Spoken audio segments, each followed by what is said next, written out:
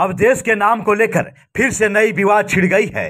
दरअसल में इस बार G20 की मेजबानी कर रही मोदी सरकार ने आमंत्रण पत्र पर प्रेसिडेंट ऑफ इंडिया की जगह प्रेसिडेंट ऑफ भारत लिख दिया है, जिसके बाद से अब देश की राजनीति गर्मा गई है।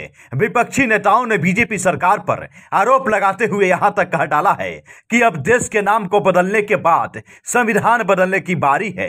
बीजेपी धीरे धीरे देश की संविधान को भी बदलने वाली है, जिसकी शुरुआत देश का नाम बदलकर मोदी सरकार ने कर दिया है।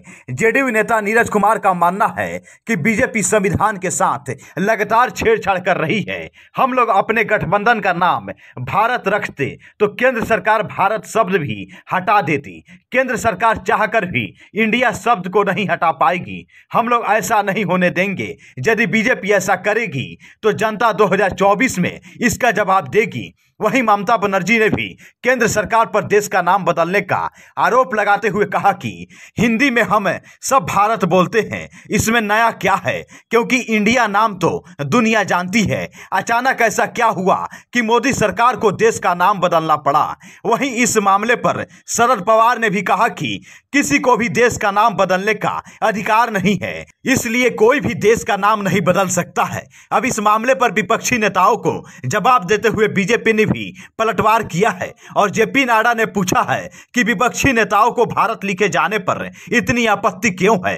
कांग्रेस को देश के सम्मान और गौरव से जुड़े हर विषय से इतनी आपत्ति क्यों है। भारत जोड़ो के नाम पर राजनीति की यात्रा करने वालों को भारत माता की जय के नारे से इतनी नफरत क्यों है।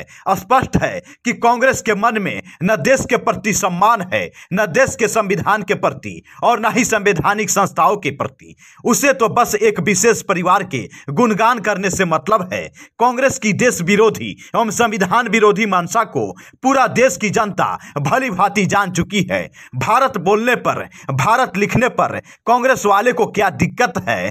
आपको क्यों शर्म आ रही है? कांग्रेस को स्पष्ट करना पड़ेगा कि कभी भारत माता की जय पर आपको ऐतराज है, वंदे मातरम पर ऐतराज है। यह कांग्रेस का संविधान विरोधी चेहरा है जो सबके सामने आ चुकी है। हमारी मातृभूमि का नाम भारत है, संविधान में स्पष्ट किया गया है। वहीं तेजस्वी यादव ने बीजेपी पर भी हमला बोलते हुए कहा कि हमारे नारे में ही है, जुड़ेगा भारत जीतेगा इंडिया।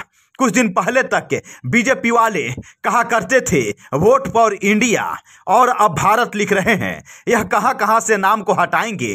प्रधानमंत्री के जहाज में भी इंडिया नाम लिखा हुआ है। इनको हर योजना मंत्रालय से नाम हटाना होगा। एक राज्य का बजट बन जाएगा, वो इतना खर्च नाम बदलने में करेंगे।